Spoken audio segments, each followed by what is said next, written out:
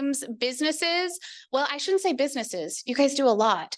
But I will let Joyita hand off to her, and she will introduce our small business panel. Thank you, Zoe. Ooh. Hello, everybody. So I'm thrilled to now introduce our distinguished panel of speakers today. For today's discussion on leveraging AI in retail, we have three remarkable individuals who have embraced AI technologies and successfully integrated them into their thriving businesses. When I say businesses, they have multiple of them. So first, we have Bethany DeVries, an ISU alumna here, and the visionary owner of Della. Beth's journey from a career in protein research to becoming a successful entrepreneur is a testament to her adaptability and resilience. At Della, Beth has seamlessly incorporated digital tools and AI technologies to enhance customer experience, streamline operations, and build a loyal customer base. Her ability to learn and implement AI across various platforms has been vital to her success. So here you go, Beth. Next, we have Eric Abrams, the co-founder of A&R Enterprises, LLC, which includes the popular stores Duckworth Wearing and The Loft Resale. With over 30 years of entrepreneurial experience and a distinguished career at Iowa DOT, Eric brings a wealth of knowledge in IT, finance, and business development. His diverse background has been instrumental in adopting AI and technology to grow his retail businesses. Eric and his wife, Amy, have successfully expanded their operations from one location in 2016 to 4 locations today, employing over 60 people. That's a huge impact. Lastly, we have Patrick Bergstrom, the co-owner of Elliott Pointing, LLC, the company behind beloved Central Iowa brands such as Cook's Emporium, Nuke and Nest, and ZW Mercantile. As the head of technology, Patrick leverages AI creatively to enhance these businesses, from generating compelling class descriptions for the recipe using AI platforms to integrating tools like Square, Canva, and ChatGPT. Patrick's expertise in technology and leadership has been crucial in driving growth and optimizing operations across the brands. These three inspiring individuals have embraced AI and successfully harnessed its power to revolutionize their businesses. They have demonstrated that small businesses can thrive in today's competitive retail landscape by staying at the forefront of technological advancements and strategically integrating AI. Today, we are privileged to hear their insights, experiences, and wisdom firsthand. Their stories will undoubtedly inspire and empower us to think differently about the role of AI in retail and how we can leverage it to drive success in our ventures. Please join me in welcoming our esteemed panelists, Beth, Patrick, and Eric, to the stage without further ado. Thank you.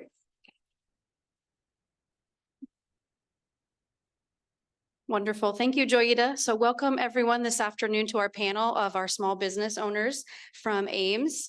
And we also would like to thank those of you that are joining us on Zoom. I'm Dr. Jessica Hurst. I am an associate professor in the merchandising side of our program. So super excited for you to join us. And we have a list of questions for our panelists, and then we'll open it up to audience questions. So be thinking of some of the things that you would like to ask them as well.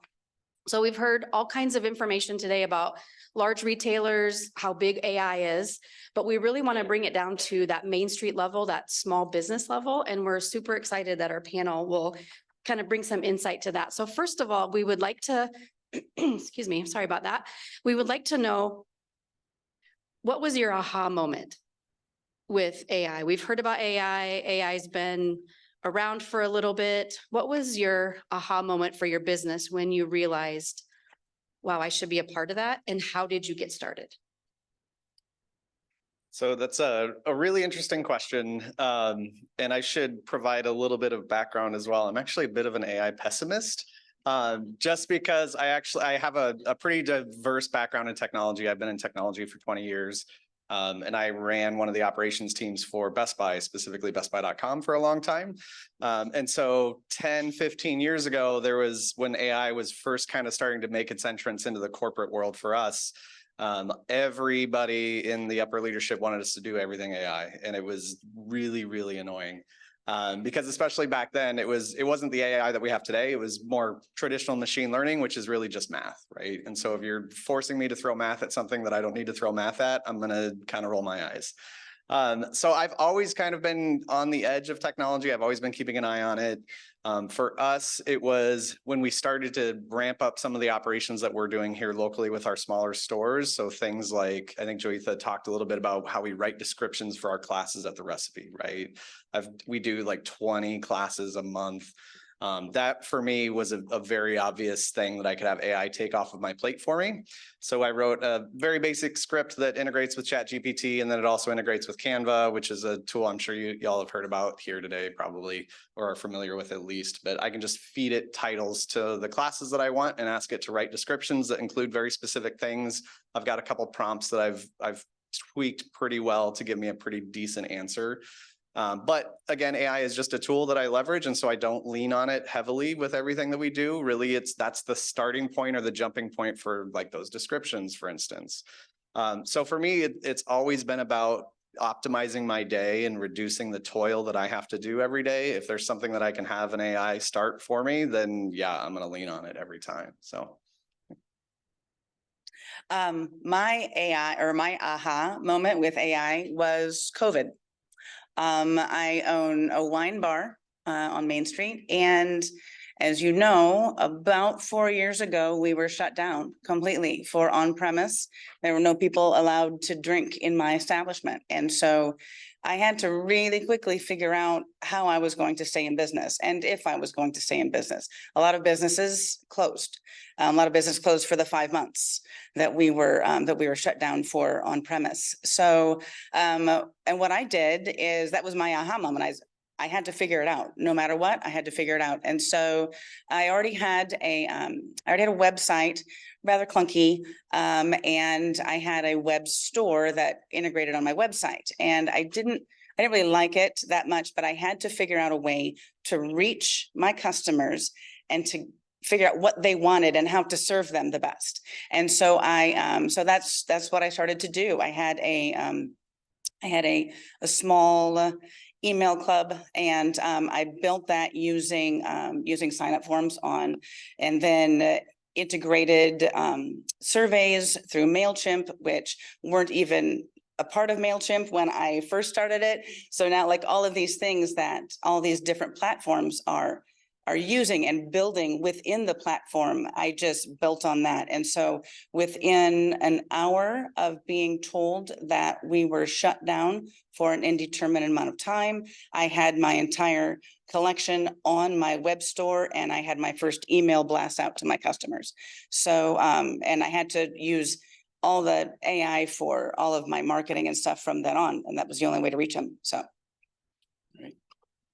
Aha moments. Mine has to do with data.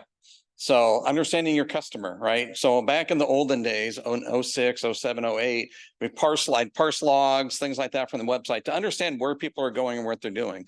And also I work in the geospatial technology industry, consulting with governments around the country, doing GIS and things like that. So spatial analytics is another thing that kind of brings into the skill set that they bring to this business.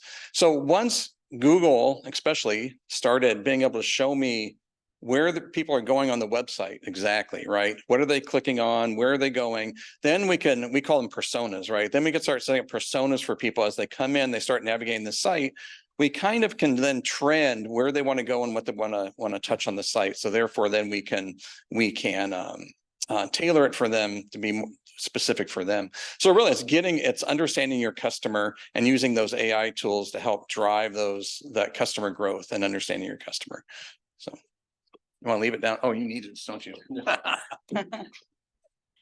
Yes, great. That's awesome. So as a small business owner, you guys have all shared some really great ideas on how that aha moment. And from your background, data seems to be something that has been part of kind of your DNA for your business. What advice would you give a business owner that maybe doesn't have all that background knowledge or touch points of the data, but they know their customer really well, they know their products? What advice would you give a business owner on how to get started with AI? We've heard today on how big it is, like it's so overwhelming, right? So you guys gave really great examples of your aha moments on what triggered you and got you started. What advice would you give a small business owner that maybe doesn't have your background? Go back down. Yeah, you start there. Find your niche. As small businesses, you're not going to be generally going to be building a model, doing machine learning, creating your own thing, right? You got to find those tools out there that make it easy for you. One example I think I'm going to talk about later is I can go find a tool in Shopify that may help with menuing, and it may cost me $100 a month, right? So I got to look at ROI on that. So if it can tailor, what I need to do for the customer, and I can grow sales, right? That's one of those things that you can look at, right? I'm not going to develop any AI stuff with the Loft or Duckworth Waring. I'm going to be a consumer of commercial products, I believe, is where I'm going to be at. So when consider a small business with us, we say we have 60 employees, 4 locations. I think 12 or 14 are full-time with us. We're just not big enough, right? But we can use those tools that the commercial industry gives us and leverage those in order to be as efficient as possible. So. I agree, definitely. So if you're starting out and you just want to try something, you just want to try AI, try the free Canva, try the free available ones, and just jump in. Don't be afraid to mess it up. You don't have to save it. You don't have to use it. Just jump in and start asking it questions. You can change your questions. It doesn't really matter. We use Canva a lot. We use Canva all the time. And so if you don't like it, don't save it. Don't use it. It's just the easiest thing to use. And so, yeah, I just say jump in. Yeah, it's interesting. You talked a little bit about data, Eric, too, and I think that's really demonstrable with where we've shifted with technology too, just in the last 2 years, right? With ChatGPT and everything else. 6 years ago, machine learning meant you had to have very sterile, very specific data that you could feed into it so that it then could make an observation and then you could confirm that. Whereas today, it's as easy as going to ChatGPT on OpenAI and asking it a question, right? Which is awesome. So the best advice I have would be, if you're just starting out, you don't even know what it is, just like Beth said, just get out there and try it. I think one of the biggest things that you could really do to benefit yourself is to stay on the edge of technology and be curious and be able to figure out and look at a new piece of technology and make that determination on whether or not it will work for you, or it will make your life easier, or it'll make your life more complicated. And so like Eric said, as far as ROI goes, if it's going to be harder, if it's too expensive, don't be afraid to stop using it either. But yeah. Great, thank you. So we know from a small business perspective, and you guys have already shared some great experiences and examples of how you keep that touch point with your customers. And so as a small business, we know that the benefit of the small business is your ability to adapt and to have those interactions, create that customer experience a little easier than a larger company per se. And so are you concerned that AI will kind of step in and become the middleman, or how are you balancing integrating AI in at a pace that your customer is comfortable with? That's a really great question. I personally would say that if AI could come in and replicate my capability to interact with a customer, so I didn't have to, that would be amazing and I would love it. But we're not there yet, right?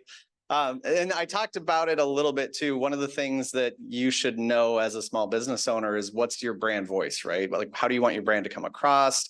How do you want to be interacting with your customers? Do you want to text them? Do you want to email them? Are you interacting on Facebook? And anywhere that you do interact with them, there's now anymore, there's a capability to leverage AI as part of that.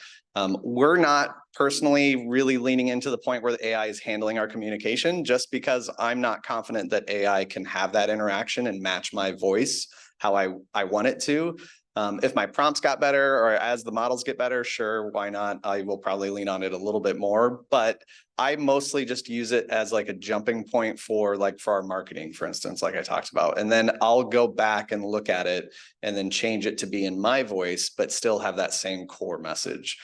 Because one thing that AI, I think, does really well is it's very analytical because it's just a computer program, right? So AI is going to be really good at structuring a message with very specific key points in it. And then I can go back and change that essentially outline to be in my voice, which is very helpful.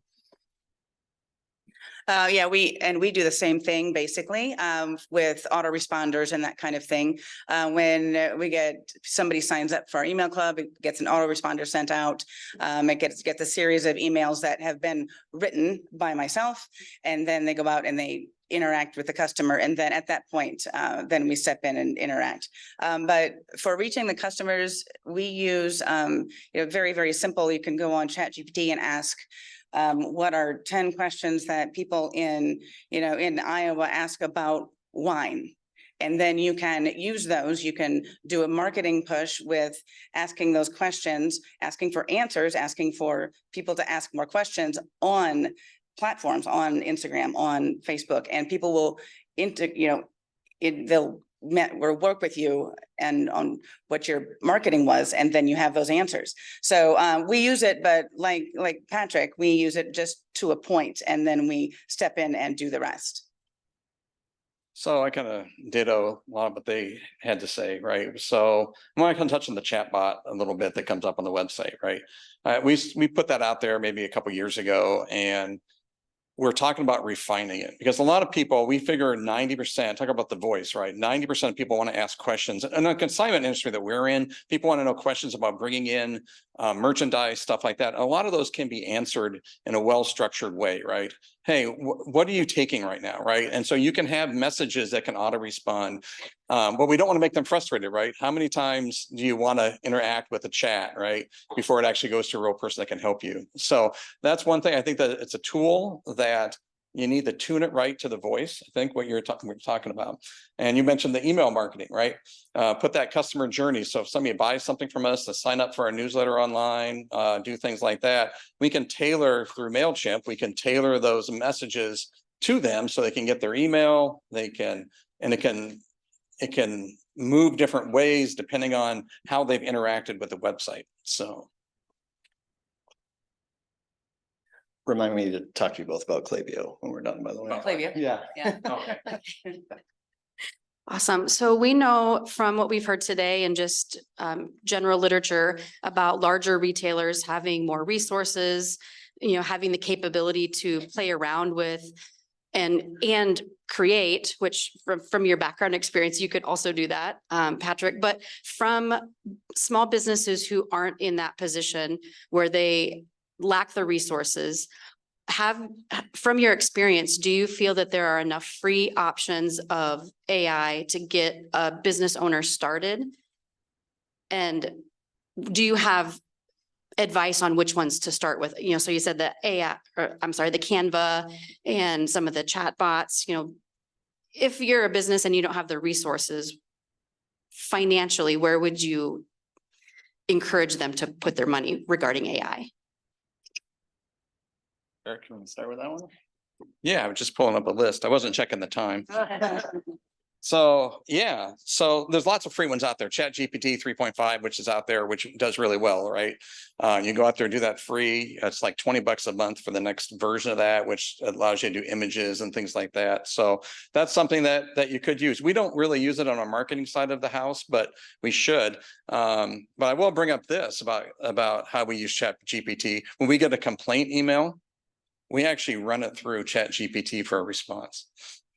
It's one of my wife, she would toil for an hour trying to come up with a response. And one day, about 3 weeks ago, I showed her how to do this. She put in one complaint email and it wrote the perfect email back to the customer. So hopefully the customer is not online watching, but we don't get very many of these, but they toil over this. I mean, it was taking hours of a manager and my wife to craft the perfect email to them. And I had something to them in about a minute.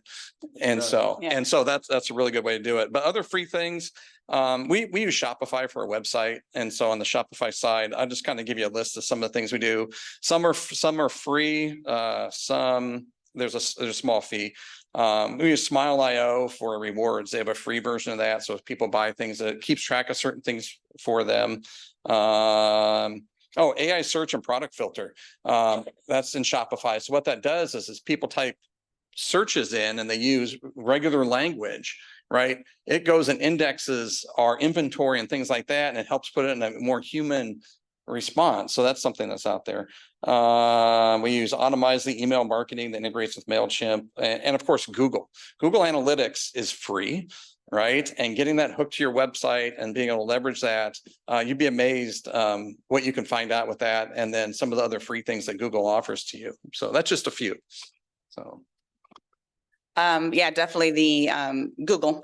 Google's free. Canva, the free version, definitely. We started with that, and then when we first started using it, and then very quickly went with the pro, and then of course we have teams now on it, so we can all work on it. And as a small business owner, these guys know, and we all wear lots of hats.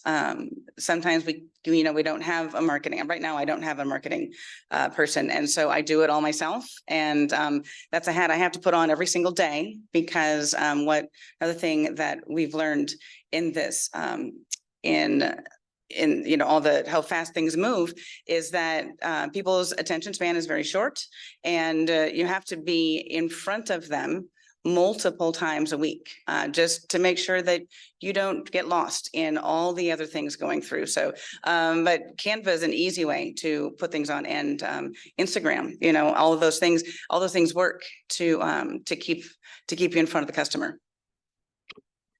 Yeah, I think those are both really great responses too. One of the things that I think about is, whether it's AI or any other tool that I'm leveraging, is where do I have a skill gap, and then what can I use to fill that, right? So if you don't have a lot of expertise in marketing or writing emails, then look at using AI for that. So like MailChimp is a great email marketing program. It's not free, unfortunately, but you can also just start basic with asking ChatGPT to come up with a marketing plan for you.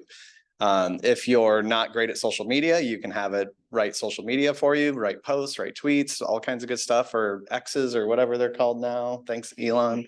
I doubt he's watching this. It's fine. The biggest thing though is, anytime you're looking at a tool that you're going to take on, you can almost always get a free trial of it. Like I know you were talking about free POCs. Like that's something that we do that at the enterprise. As Best Buy or as United Health Group, I could email somebody and say, hey, I like your tool. Can I have it for free for 3 months? And they say yes, right? They will do that for small businesses as well. It depends on what you need or where you think that your biggest gap is. So making sure that you know those gaps, and then researching and finding out what other people are leveraging to fill those gaps, is a really great way to do that. Great. That was actually a wonderful segue into my next question. You kind of already started to answer it. So as a small business owner, how do you stay informed about what AI tools there are to use? Which ones are free, maybe which ones other small businesses have used? How do you stay up without getting overwhelmed, right? Because as a small business owner, you wear all the hats. You have all the things to do in your business. You don't have a lot of extra resources of time. So how do you stay focused on identifying and staying up with the trends on what's happening with AI? It's a really great question. For me, mostly Reddit. There's a subreddit for everything. Yeah, including entrepreneurialism, right? Small business owners, AI specifically. There's always people that are talking about the things that they're doing. There's a lot of people talking about the things that they're doing that aren't working, and then somebody will always comment on that. In fact, I don't remember where I saw it. It was probably on Reddit, but there's an old joke, right? Where if you don't know the answer to something, go out on Reddit and post the wrong answer, and somebody will correct you. But it's a great way to get good feedback on not only what you're doing, but then also where you can improve is joining online communities. And then once you like, say you find a tool that you like MailChimp, go out and research videos on YouTube from people that are using that tool and how they're doing it and compared to how you're doing it. And then maybe you'll learn a thing or two on how you can improve how you leverage it. And then there's the standard stuff of just like staying on top of the latest news. So like when OpenAI released ChatGPT 3, what was that, almost a year ago now? It's that pops up when it goes quick. It'll show up on Reddit and various news articles and stuff like that. So just kind of finding and curating your own personal sources of information where you get good info from, whether that's TechCrunch or Reddit, or even if you want to get into like some of the Y Combinator forums and stuff like that. There's other people out there that are doing this that have a story to tell. So just find out where they're telling their stories and join in. Building on that a little bit, whatever your niche is, whatever your business is, find successful people that you follow, or find them and follow them on Instagram, on TikTok, and find out what they're using. And because you'll know, they'll post it all over their Instagram, all over their TikTok, what they're using, and that way you can find out what's working for other successful people in the same niche. So if you're, whatever it is, you can find out what they're using and expand on that. Yep, that's good. Those are all good answers. I'll add to that. I use a Google News feed and I sit there and like and subscribe to different channels on that. So when I scroll through my Google News feed, these tech things come up, things like that. But I'm also a big advocate of professional organizations. Like we belong to a National Association of Retail Professionals. And with that, going to conferences, things like that, networking with your peers. I know Reddit is kind of like networking and things like that, but face-to-face networking with people that have the same type of business as you really does help, because they have different ideas or they've come across different experiences and give you things to avoid and also give you things to try out. So. Great. So looking ahead over the next 1 to 5 years, we know that technology moves very quickly. And it's easy for smaller businesses to maybe get wrapped up and feel like you need to stay on pace with maybe the larger companies or maybe other companies. Like you've given us really great outlets of where small businesses could look. How do you stay focused on AI for your business, and where do you see AI taking you over the next 5 years? Let Eric start with that one. Okay, I'll start with this one. We focus, I'm just going to kind of give you a little background. So about 90% of our sales is brick and mortar in store, right? And that's probably not a trend that and actually still grows, which is pretty amazing. And so our goal in the next 5 years is to try to defend that brick and mortar and actually grow it. And how you do that is with knowing your customers and customer service, right? And so, if we want to expand to another store here in Iowa or things like that, understand what customers work for you here and find other places that will work other places, right? That type of thing.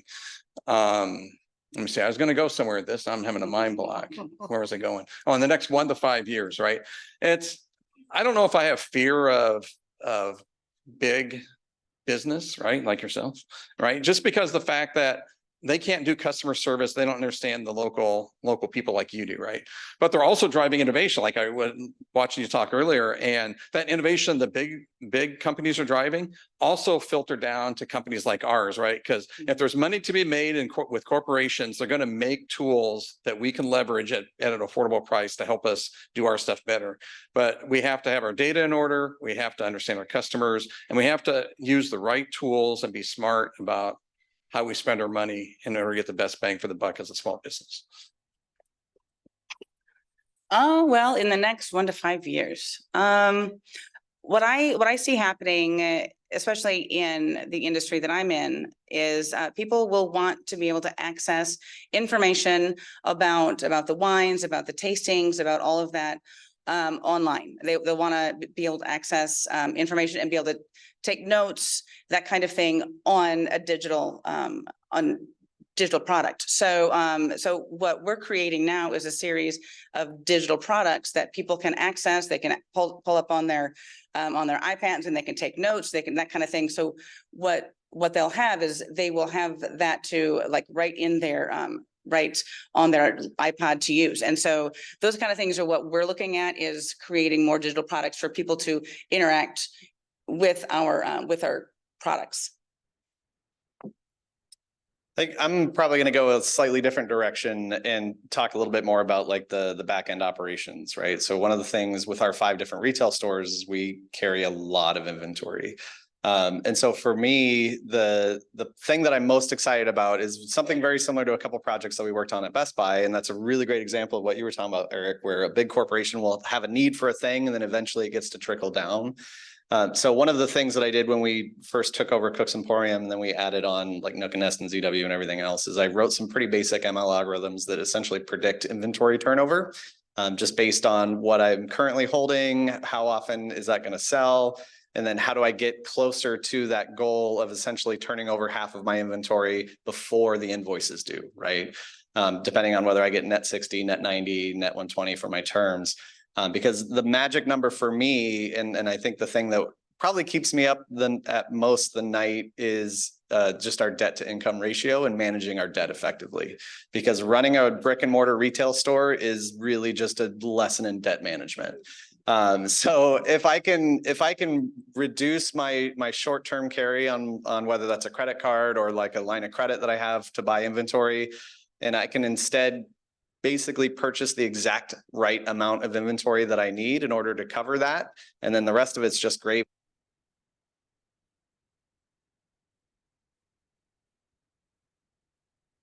AI and ML specifically.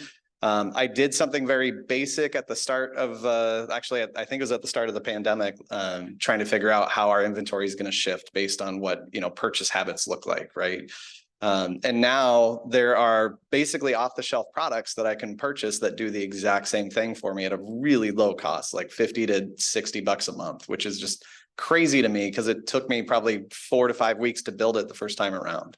And so I'm really excited to see that trend continue. And I think that there's things that we can do to continue to reduce our toil as owners that will help make our job easier and hopefully significantly less stressful, which makes us successful in the long term. Great, wonderful. All right, just a few more questions here and then we'll turn it over to the audience so we have time for our Q&A session. Can you share a creative way that you've used AI to differentiate your small business from your competitors and create a unique value proposition? That's a really great question. Leveraging AI specifically, I would actually probably say it's the project that I just talked about, where we're predicting essentially inventory turnover on specific product lines. And then as I continue to build on that capability, it now will actually automatically suggest what I need to order and what quantities based on trends, which is really nice. And so it's not really differentiating ourselves from a customer perspective, at least not anything obvious to them. But what they don't notice is that when they come into our store now, they're much more likely to find the thing that they're actually looking for, compared to, 8 years ago, where they might have gotten the answer of, oh, that's out of stock, but we'll place an order for you since you came in and asked for it, right? Now the customer doesn't have to ask for it. And that, again, is a really good example of the big corporations and what they do, right? Like that's what Amazon essentially does to figure out how they need to stock their warehouse down in Iowa or down in Des Moines so that you can get that tomato or whatever delivered in 2 hours, right? So it's not really a differentiator as much as I would say it's us catching up to what some of the other industries are doing. But from a small business perspective, it definitely has changed the game for us.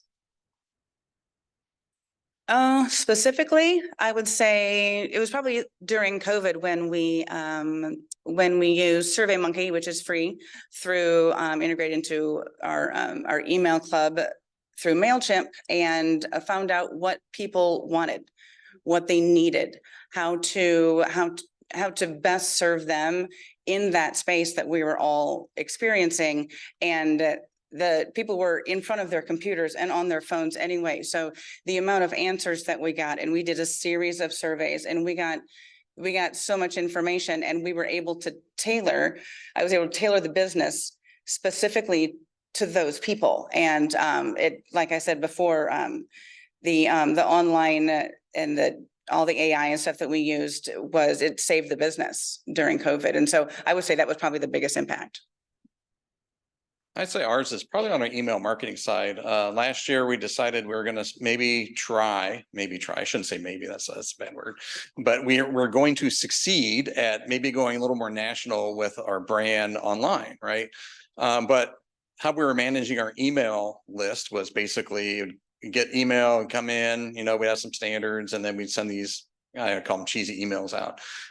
Then with the customer journeys that came up about a year and a half ago that we started putting together and things like that, managing the email list. And I think we started with about 30,000 total email subscribers a year and a half ago. And now we're about up to 45,000 email subscribers to our list. And I attribute that to the journey, right? Now they're actually getting something. They sign up for something. AI is understanding who they are. It's to send them a coupon if they don't come back to the website after 30 days, or if they come in and they put something in the cart and now they abandon the cart, and it's like, hey, here's $5 more, right? I'm giving you a tip if you want to go to the website and put something in your cart. But that's where the aha moment with AI for us is really that customer journey and capturing those customers that have abandoned, you know, the cart, and getting those online sales to happen. So. Yeah, that's great. So I think we've heard from the larger retail perspective, and some of the things that have come through from what you've said too, from the small business side, is that AI is a tool that you're using to help you, but you obviously need to stay focused on your brand and your customer. So for a larger company, I think consumers maybe look at large companies and see that they're using AI and they feel, oh, okay, good, right? They're using AI. Do you feel that customers for small businesses feel that same, oh, that they'd be so impressed or happy that you're using AI, or more confused? What message or would small businesses want to send to customers with their use of AI? It's a really interesting question that I honestly haven't given too much thought to. It's because as I think about who my customer is at our stores, I don't know that they would necessarily be impressed that we do it, because the stuff that I think people would find impressive would just go so far over their head. They had no idea what I'm talking about, right? But B, the other side of it is, you know, if you think about using it from like a text generation perspective and a marketing perspective, I think a lot of them would just probably say, oh, okay, that's neat, I guess. Thanks AI for writing that email. Maybe more confused why I didn't want to write the email personally, you know, but hopefully I think it's common enough that a lot of them probably expect it at this point, or at least it's big enough. And it's certainly not something where we're going out and talking about it and advertising it like a lot of the, you know, tech startups are now, where we're essentially repeating the .com bubble with anyone that wants to add AI to their name. But like I said, AI pessimist, so. Well, yeah, as far as customers thinking AI is good or bad in my industry, it's hospitality. And hospitality is, you know, you're in front of the customer. That's what you do. So that is who we are. And I think coming up with new ideas for, you know, tastings and events and that kind of thing, yes, I think they'd be fine with that. But only so that it pertains to them. You know, if it was somebody, you know, if I, you know, brought out something that didn't pertain to their ideas or what they would want, it wouldn't be it wouldn't be good. But I don't think that they would care that much. They still want the face to face for sure. They don't care. What they do care about is it convenient? You know, how much information they give to you. So they come to the website, they browse around, do things, you capture information about that customer, right? You go to Google, you search because restaurants near me, right? I don't know if you know this, but Google's going to bias that toward other searches and other things it knows about you, right? And it's going to show you the hamburger joint or the sushi place or whatever, right? That's out there. And first in those lists. So these things are going on, and there's some interesting things under the covers that go on out there. And I work in a little different industry with the geospatial technologies and stuff. And there's a thing with travel demand models, which are kind of interesting, where industry tracks your cell phone, right? And so as a business, I can say 20% of the people, there's a pizza chain I was working with, that 20% of the people go to Target before they go to this pizza place. All right. So when you locate a business, right? They're going to locate, buy those types of things. And why is that? What's that correlation? That's where AI can help things like that. And as a small business, understanding your customers, these tools are becoming more affordable for you. And some of these tools you're already using probably already are leveraging that technology behind the scenes. You just don't know it. So understand your customer, understanding their behaviors is going to be key going forward. That way you can leverage and spend your advertising dollars on things where it matters, where you know the trend is, and stay away from the places where it's not. Yeah, and I just had one more follow-up point to that actually too. They might be impressed or not care, like you said, about what we do, but if you knew what we were doing at Best Buy 15 years ago, you would be creeped out, so. Okay, on that note, no, thank you so much for sharing your expertise, and let's open it up to questions from the audience or online.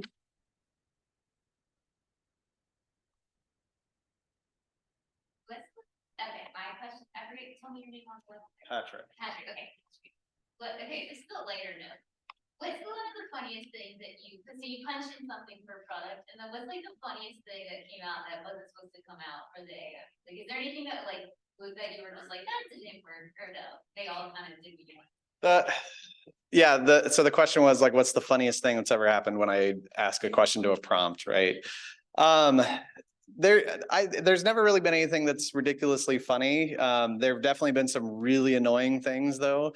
Because the one thing that, because like at its core, for those of you, I don't know if anyone understands like what a large language model is at its core, but it's really just a text prediction algorithm. So you have this on your cell phone where if you're texting somebody and it suggests the next word, right? Like ChatGPT is literally just a really advanced version of that gets it right more often, just because it has consumed more of the data that is basically literally all of the internet.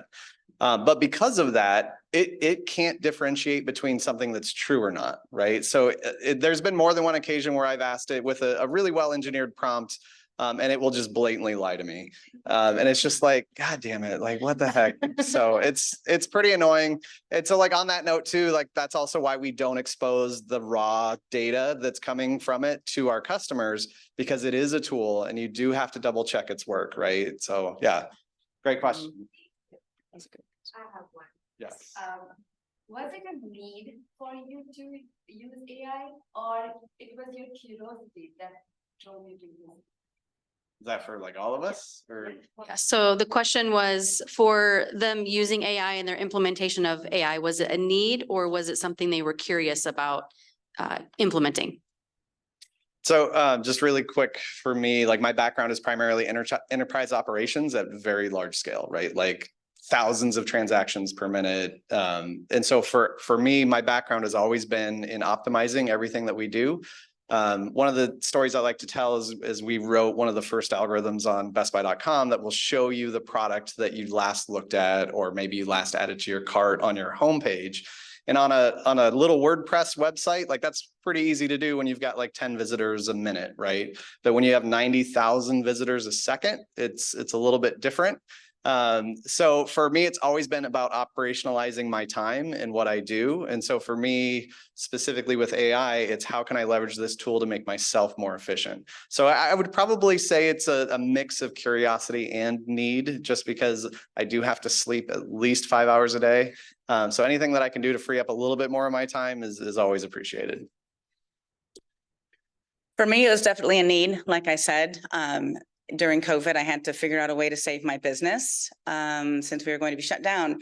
But then in my previous career, I was a scientist in new product development. So I went all over the world and talking to large companies and figuring out what they wanted. And then I'd figure out how to make it for them and then figure out how to keep the cost down so they would buy it.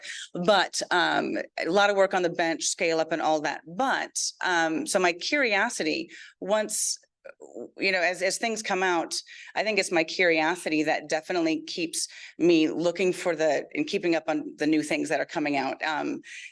Canva just bought Affinity yesterday. I think it was. Affinity is a Adobe Photoshop type thing. So yeah, so that kind of thing is exciting for me, and I'm curious to see how it's going to work. So definitely both, but initially it was need for sure.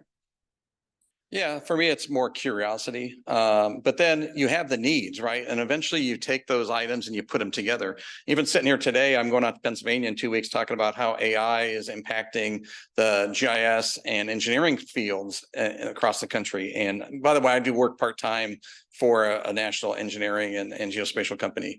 But it's interesting to see the similarities. And so all of a sudden, I'll see something or I'll talk to people there and it relates back to retail.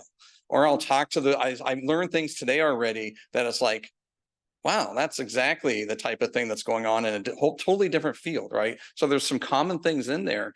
So the more diverse your knowledge of different types of business practices, different things, I think help, drive your need and drive your curiosity, I guess. So.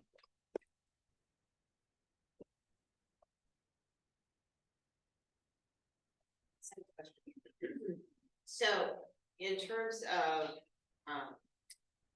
the biggest performance impact, we've heard you talk about things like back end operations, filling skill gaps, et cetera. Marketing was a big piece. Okay. So, just in combination, I mean, small businesses are always looking for,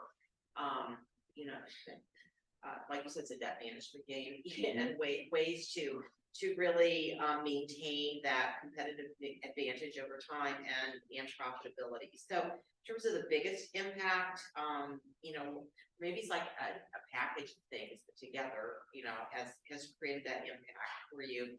And then what about the opportunities ahead for small regional hospitality businesses?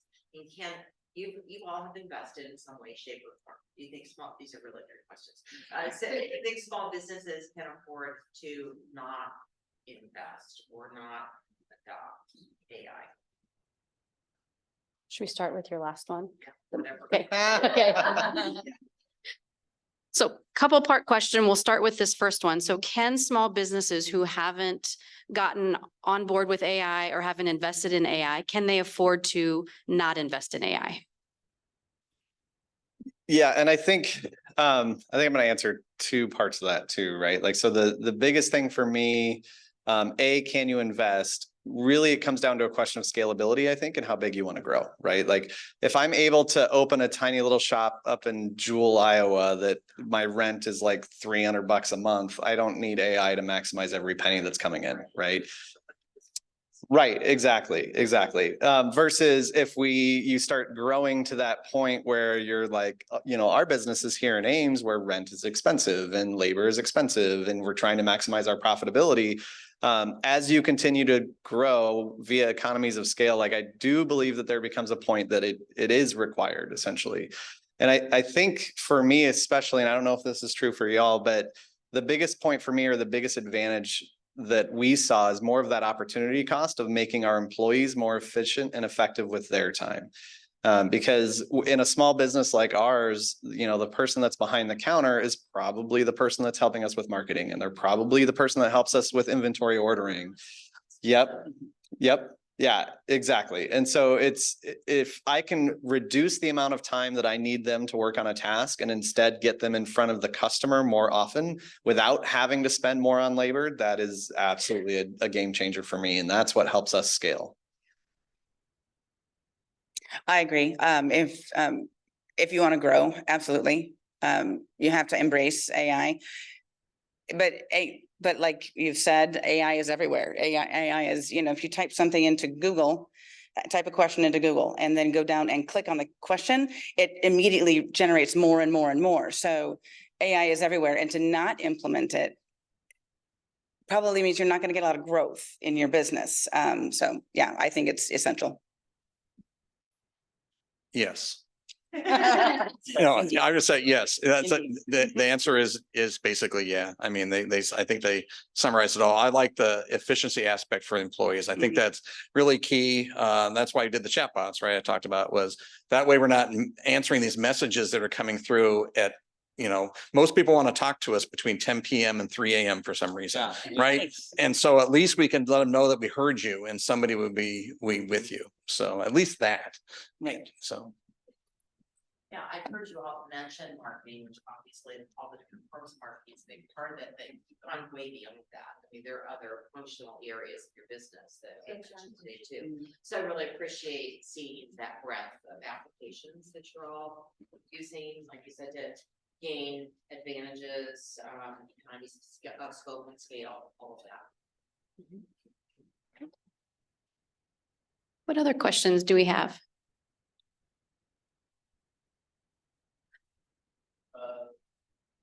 A small business how to make a big impact, like, I don't really have no idea with that, but, like, how do you reach a bigger audience more than just Iowa?